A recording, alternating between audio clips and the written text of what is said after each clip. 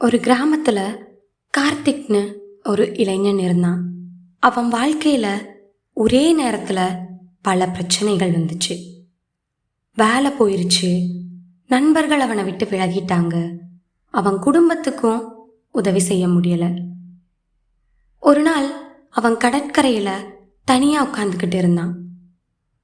அப்போ அவன் மனசில் ஒரு எண்ணம், எனக்கு வழிகாட்ட யாரும் இல்லை, நான் ஒரு ஆள் இல்லாத படகு மாதிரி அப்படின்னு. அந்த நேரத்தில் ஒரு பழைய படகு அலைகளுக்கு நடுவில் தத்தளிச்சுக்கிட்டு இருந்துச்சு. படகுல ஆள் யாரும் இல்லை, காத்தும் அலைகளும் அதை எங்கேயோ தள்ளிக்கிட்டு இருந்துச்சு. கார்த்திக் அந்த படகை ரொம்ப கவனமாக பார்த்தான். அதுக்கு வழிகாட்ட யாரும் இல்லை, ஆனாலும் அது நிற்கலை.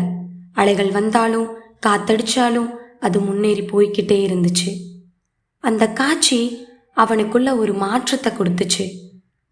அடுத்த நாளில் இருந்து அவன் ஒரு சின்ன சின்ன வேலைகளாக செய்ய தொடங்கினான். ஒரு நாள் அவனுக்கு ஒரு நல்ல வேலை கிடைச்சிது. அது மூலமாக அவனுக்கு கொஞ்சம் எக்ஸ்பீரியன்ஸும் கிடைச்சிது. அவன் தினமும் முயற்சி செஞ்சுக்கிட்டே இருந்தான். தோல்விகள் வந்தாலும் அவன் நிற்கலை. சில மாதங்கள் கடந்துச்சு. அவனுக்கு ஒரு நல்ல நிறுவனத்தில் நிரந்தர வேலையும் கிடைச்சிச்சு. அவன் குடும்பத்தையும் நல்லா பார்த்துக்க ஆரம்பித்தான். திரும்பவும் அதே கடற்கரைக்கு போனால் அதே இடத்துல நின்று சிரிச்சான். ஆள் இல்லாத படகு கரை சேருமா? ஆள் இல்லாத படகும் ஒரு நாள் கரை சேரும், நின்று விடாமல் சென்றால் மட்டும்.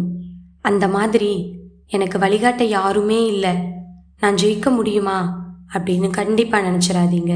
உங்கள் பயணத்தை தொடர்ந்து செஞ்சுக்கிட்டே இருங்க. ஆள் இல்லாத படகும் கரை சேருங்கிற மாதிரி கண்டிப்பாக உங்கள் வாழ்க்கையிலையும் வெற்றி கிடைக்கும். நீங்களும் கரையை சேர்வீங்க. நீங்கள் உங்கள் வாழ்க்கையில் வர தடைகளை எல்லாம் உடைச்சி முன்னேறி உங்கள் வாழ்க்கையில் வெற்றி பெற என்னோட வாழ்த்துக்கள்.